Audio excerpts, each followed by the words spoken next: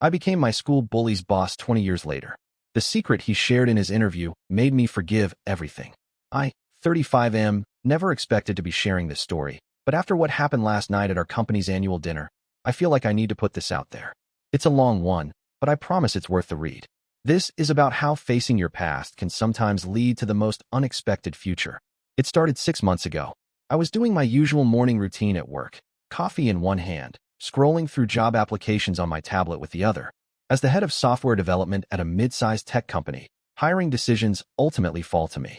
We were expanding rapidly and needed senior developers urgently. That's when I saw his name. I actually spilled my coffee when I read it.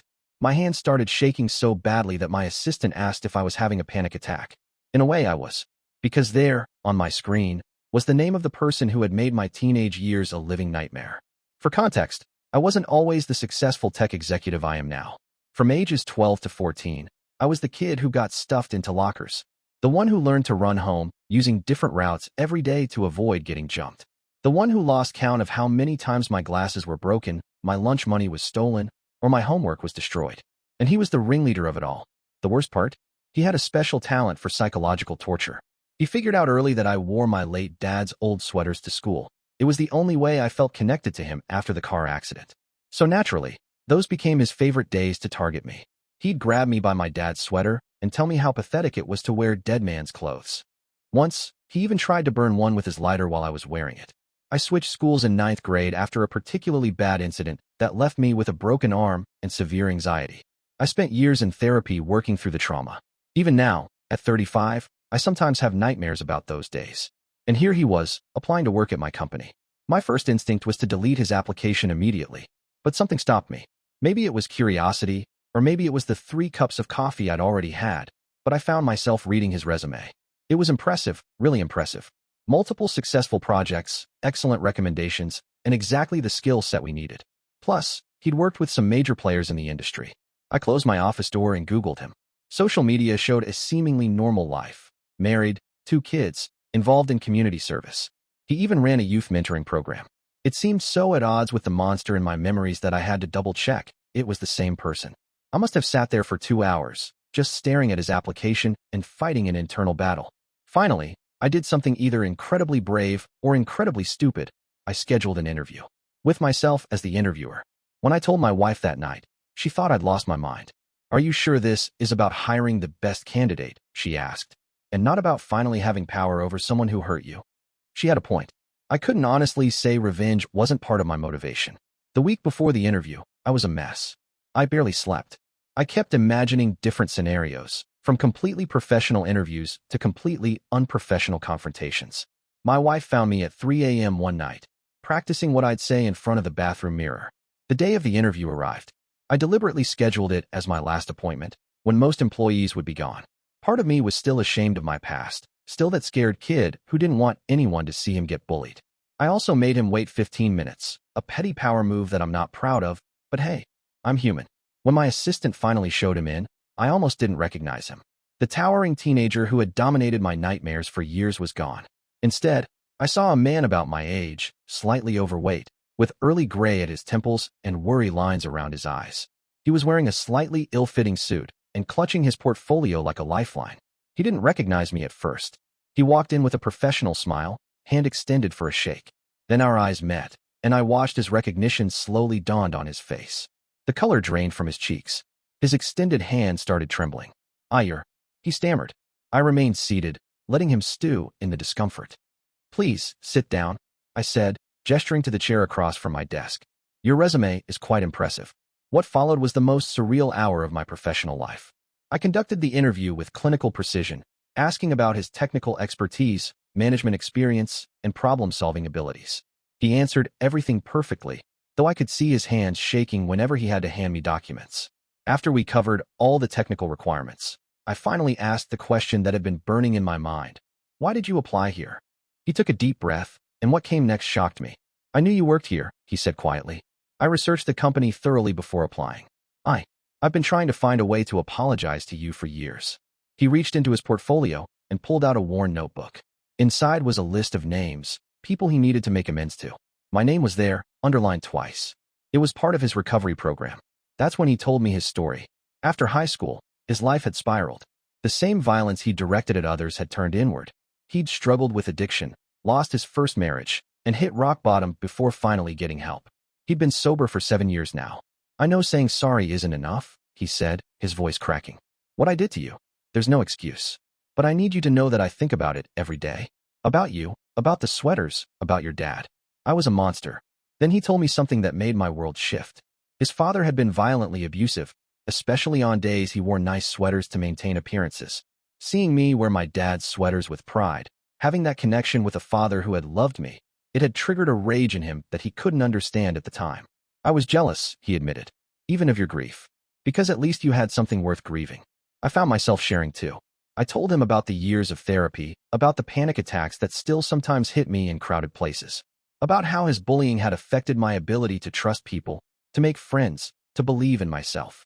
For the first time, he heard about the impact from my perspective, and I saw genuine remorse in his eyes. Then he did something that genuinely surprised me. He stood up and said, "I want you to know that I won't accept the position even if you offer it. You deserve to feel safe in your workplace. That's more important than any job." I sat there, stunned. This wasn't how I'd imagined this confrontation going for all these years. In my fantasies, I'd been powerful and he'd been pathetic. Reality was messier, more complicated. We were just two damaged people, trying to make sense of our shared past. I told him I needed time to think. That night, I had one of the longest conversations of my life with my wife. We talked about forgiveness, about growth, about the difference between justice and revenge.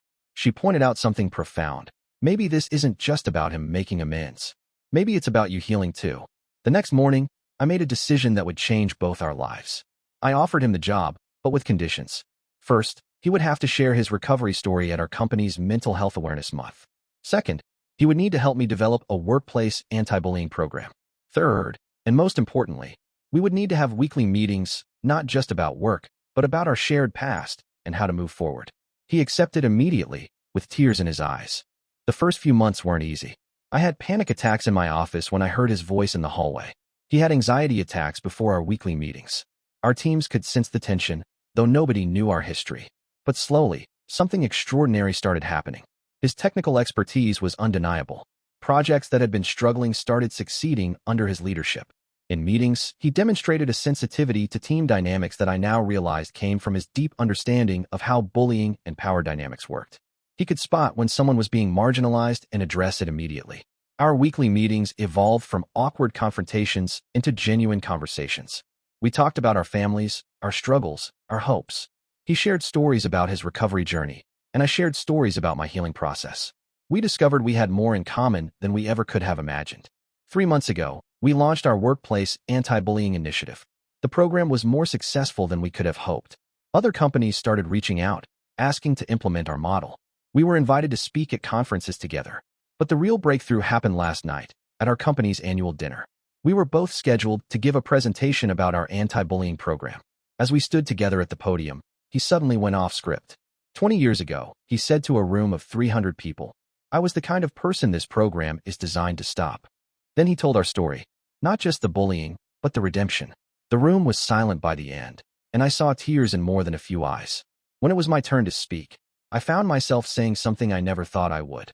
Sometimes our greatest teachers are the people who once hurt us the most, because they're proof that change is possible. After the dinner, we sat in my office, sharing a bottle of sparkling water. We talked about how far we'd come, about the strange twists life takes. He showed me recent pictures of his kids, and I shared ultrasound images of my baby that's due in a few months. "I want you to be my child's godfather," he said suddenly. "I know it's crazy, but you're the most forgiving person I know, and that's what I want my kids to learn." I was speechless. 20 years ago, I was hiding from this man in bathroom stalls. Now he was asking me to help guide his children's moral development. Life is strange sometimes. This morning, my wife asked me if I've really forgiven him. The truth is, I don't know if forgiveness is the right word. What we've built is something more complex. We're not best friends, but we're more than colleagues. We're two people who represent each other's worst moments and best possibilities. I still sometimes flinch when he moves too quickly. He still sometimes can't meet my eyes when we talk about the past. But we're both learning that healing doesn't mean forgetting. It means building something new from the broken pieces. Tomorrow, we're launching our anti-bullying program in local schools. We'll tell our story again, this time to kids who might see themselves in either him or me. And maybe, just maybe, will help break the cycle that turned us both into victims of different kinds. Edit. Wow, this really blew up overnight. Thank you for all the awards and supportive comments. To address some common questions. 1. Yes, he's still employed and doing excellent work. 2. The anti-bullying program has been implemented in 3 school districts now. 3. No, I don't think everyone should forgive their bullies. This was my personal journey. 4. Yes, we're both still in therapy, working through this new chapter. 5. He gave me permission to share this story. We both hope it helps others. Edit 2. For those asking about my baby, it's a girl. And yes, he cried when I asked him to be her godfather last week. We both did. Sometimes the hardest person to forgive isn't your bully. It's the scared kid inside you who still wants revenge. But I'm learning that letting go of that anger is the greatest victory of all. Final edit. My wife just read this post and wants me to add that she's the real hero for putting up with our weird redemption bromance. She's not wrong.